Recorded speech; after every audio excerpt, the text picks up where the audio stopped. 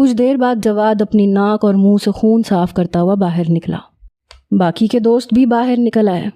وہ کہنے لگا عجیب پاگل لڑکی ہے، میں نے آج تک ایسی لڑکی نہیں دیکھی، ساری ہڈیاں توڑ کے رکھ دیں، بس دیکھنے میں ہی لڑکی ہے، مارنے میں پورا مرد ہے۔ بہرحال جواد کی تو ایسی حالت نہیں تھی کہ وہ گاڑی چلاتا، اس لیے رامیز نے گاڑی چلائی۔ میرے تو دماغ کی ساری گھنٹیاں بجنے لگیں۔ میں گھر پہنچا، کمرے میں آیا، اپنی جیب میں سے موبائل نکال کے دوبارہ دیکھا کہ شاید میری نظروں کو کوئی دھوکہ ہوا ہو، لیکن وہ ملیحہ ہی تھی، وہ 100% ملیحہ ہی تھی، ویسی آنکھیں، ویسا چہرہ۔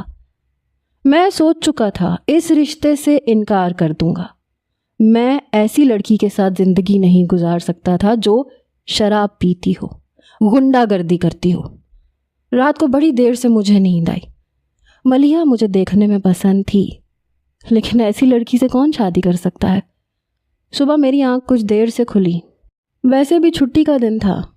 میں جب باہر ناشتے کے لیے آیا تو میری والدہ ملیحہ کی والدہ سے ہی بات کر رہی تھی۔ نہیں جی بہن، ہمارے ہاں بھی اس بات کو برا نہیں سمجھا جاتا، زندگی تو بچوں نے ہی گزارنی ہے، اور پھر حیدر نے تو ملیحہ کو پہلی بار کل رات کو ہی دیکھا تھا۔ کہہ رہا ہے وہ مجھ سے کہ ملیحہ سے ملنا چاہتا ہے، بات کرنا چاہتا ہے۔ چلیں یہ تو آپ نے میرا مسئلہ حل کر دیا کہ آپ کے ہاں ایسی باتوں کو مائنڈ نہیں کیا جاتا۔ میں اپنی والدہ کے ساتھ آ کے بیٹھ گیا۔ رات کو منگنی کے بعد میں نے اپنی ماں سے کہا تھا کہ مجھے ملیحہ سے ملنا ہے، بات کرنی ہے، لیکن اس وقت میں اس لڑکی کی اصلیت نہیں جانتا تھا۔